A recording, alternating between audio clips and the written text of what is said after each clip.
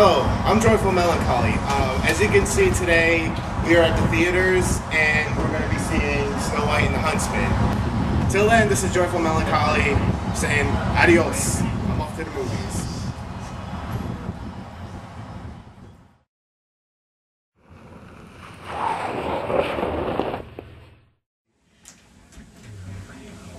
Hey, yeah, we just got back. We're at my friend's house. We just finished watching Snow White and the Huntsman.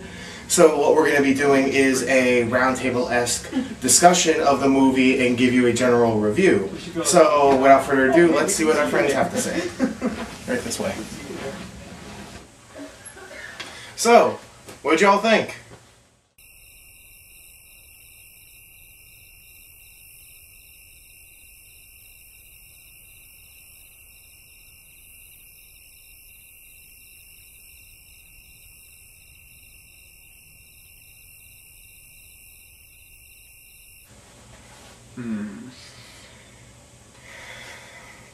Well, this will be an interesting discussion. I'm here with my friends. As I just mentioned, we finished watching Snow White and the Huntsman. It sucked. In all honesty, It just sucked. I mean, first things first, I mentioned how in my previous video I was willing to give Kristen Stewart a chance.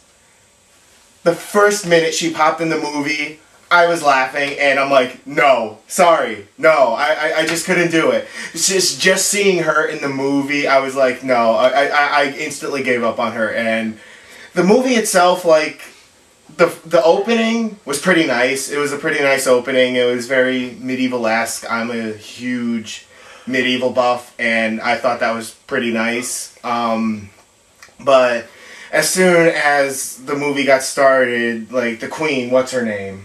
Ravenna? I don't even remember. No. She was Charlize Theron. Charlize Theron, thank you. Charlize Theron.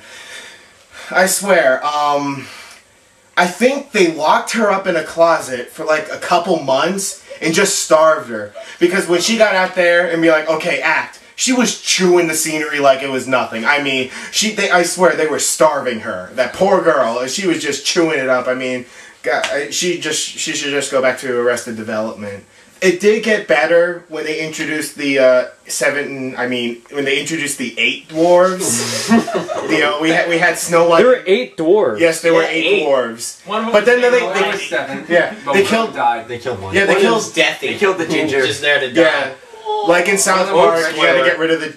Oh yeah, spoiler. Oh yeah, I should mention that. Spoiler alert. Yes, they killed the ginger. So, well, wait. There's no point in saying spoiler. This was written centuries ago. Very true, sir. Very true. But yeah, the movie didn't start getting better until then. But afterwards, it was the Kristen Stewart marathon from hell. I don't know why you give her such a problem on this one. She just got cast to a bad movie. Yeah, she's a bad actress, but she didn't make the movie worse.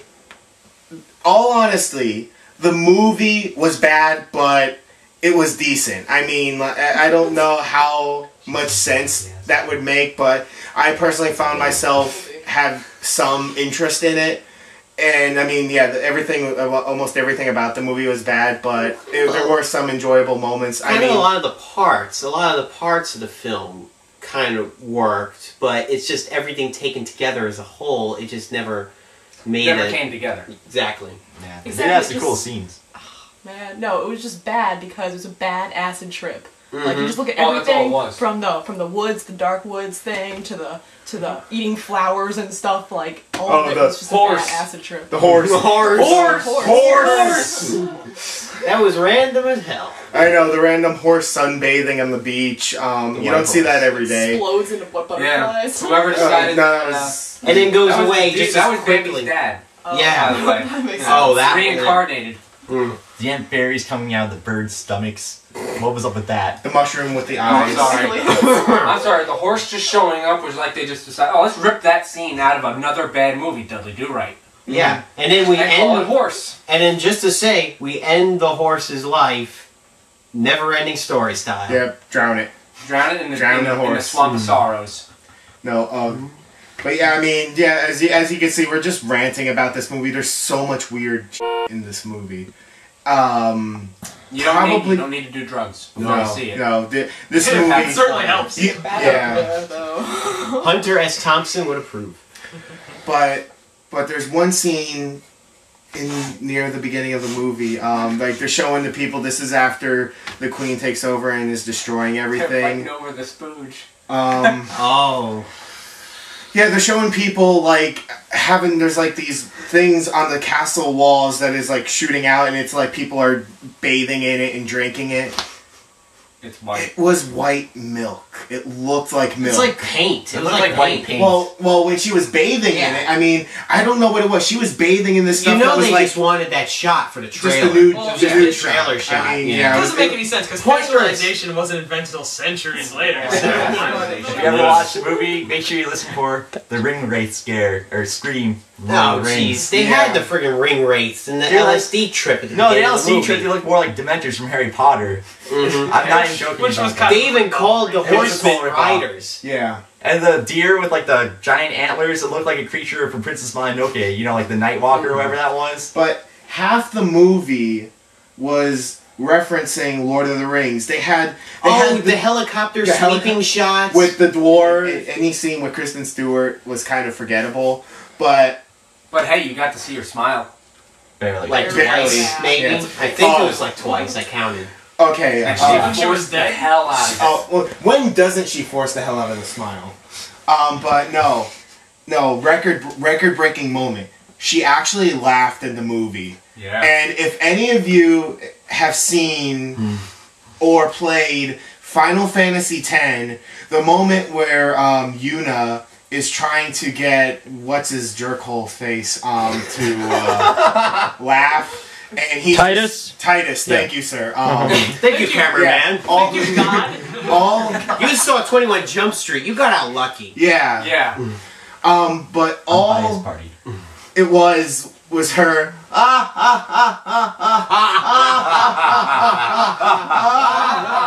I mean, Chris Hemsworth really was the best role in the movie. Yep.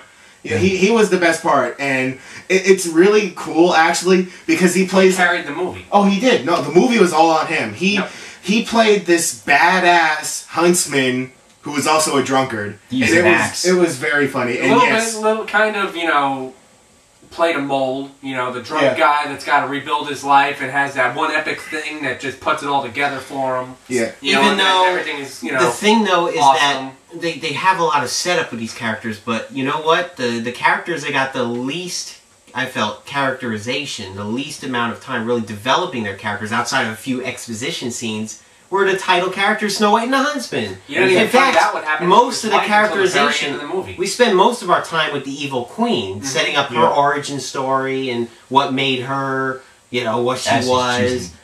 Even though those were just flashes, Snow White and the titular characters barely got anything of what you could call character or development. No. Probably the best scene Kristen Stewart ever did was after she ate the apple and was basically playing dead. That was like The apple that came out of nowhere. Yeah, the magical fuzzy apple that was like a critter. And that's the thing, though, and that's another thing with the movie that I had a problem with. Yes, Snow White is pretty much built into the Western lexicon of pop culture. Everybody knows every piece of that story. But that doesn't give you license to not explain things. Yeah. Where did the apple come from? What about the kiss? Yeah. Explain us. At least show the witch cursing the apple. Yeah. At least that. They could have been... You can't make a movie on that relying on that the ancient story. But, Because they're taking a new spin on it. And that's why they need to explain And how'd the one guy know that it would be True Love's kiss to try and wake her up? It Exactly. not work. It was never explained. It was never going explained back at all. to Chris Hemsworth, like I was saying, probably his weakest performance was in that scene where he's revealing his past to a... Exposition! He's revealing his past to a basically dead Snow White. And, so this is a very touching scene, and it's showing that he's drunk and he was drinking. But when I go to a movie, I expect to see some suspension of disbelief to where honestly was expecting him to be completely sober at that point, because this was a very touching and sentimental moment. And the distance shots when he was walking around, he's walking around like a stumbling drunk, and to me that just completely killed the scene. It's almost like he didn't learn nothing. Yes, he was just but basically just to conclude, Snow White and the Huntsman, I found myself laughing a lot in the movie at points you're not supposed to laugh. Like, I felt like, oh, there's this really sentimental moment, but here I am laughing. How about the evil queen basically going into competition? She is definitely competing for the most overacted performance as an evil leader. My God. Come on, Jeremy Irons, Profion from Dungeons and Dragons, has nothing. Oh my God. Oh my God. Giving off the most hammy He was the speeches. best thing about that movie. He was the best thing. With the blood rain from the sky. Yeah, that was the funniest. Oh man, that was the greatest thing. Yeah. She's just like bug-eyed. Is like, I shall give the people the queen they deserve. No. I mean, this is basically her role in the movie. She's like, I mean, she's like a freaking velociraptor going ape. I mean, she's like, I mean, it was crazy. It was insane. I mean, it was the craziest performance I've ever seen in my life. And in the finale, she's standing in the fire and she's like all burnt up, and I'm like, you have limited healing ability. Her powers, every time she uses her powers, she starts getting really old and decrepit. But here she is, oh, I'm gonna stand in the fire to show off my powers. But hey, instead of using them to defeat you, I'm just gonna waste it all and giving you my evil villain monologue before my untimely demise. Hey, technically, I think the film's fine. It's like when you look at, like, you go online and you'll type in like Snow White imagery, like the artwork. Dark ideas. Like, wow, that's really cool. It's just this film had no script. Like, you can't shoot a movie without a script. It was just them roaming around the dark forest most of the time, like just meandering about. The whole forest. Exactly. Does anybody else get that message that the film is a very anti-female or female homosexuality? Like, she's a woman that anti-lesbian? Yeah, like, it's very anti-lesbian. Like, she's a girl who, like, clearly she hates men, and then she sucks. She eats women, and then, like, who's her arch enemy? The person she's trying to do, a heterosexual female that's Christian. It's kind of that's fun. Hey, what were you saying? I was saying the end of the movie, like, well, yeah, spoiler alert, but like when the door's closed. When she's like queen and everything, like she just stares off at the huntsman, and they're like.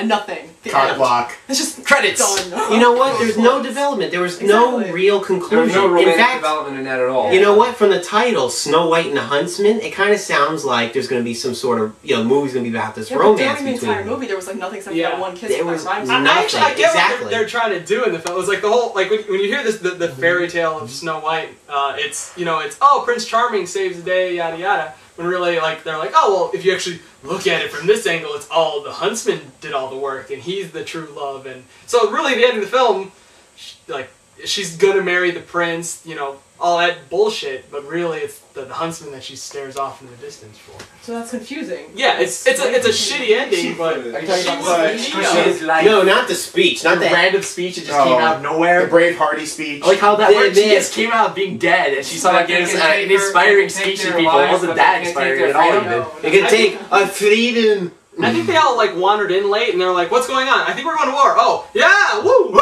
Oh yeah, to war with about 150 horsemen. No, we're gonna siege the castle with no siege weapons and no archers. No. It's okay. We got dwarves.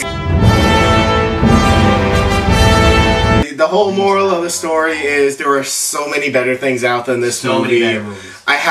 I actually had hope for it, and you're a fool. Yes, I am, but you kind of lost some hope there. I'm not surprised. In the end, I'm not surprised. We are doing our American diligence by giving you this review so you don't waste your money on this movie. Yeah, that's our disclaimer for you guys. There's going to be plenty of other things out there. I'm personally going to move away from movies. Movies is not my thing. I love movies, I have a passion for movies, but it's not my thing, so next time you see me, I'll be in the video game realm with Bargain Bin Reviews, So until then, this is Joyful Melancholy saying, It's me, Mario.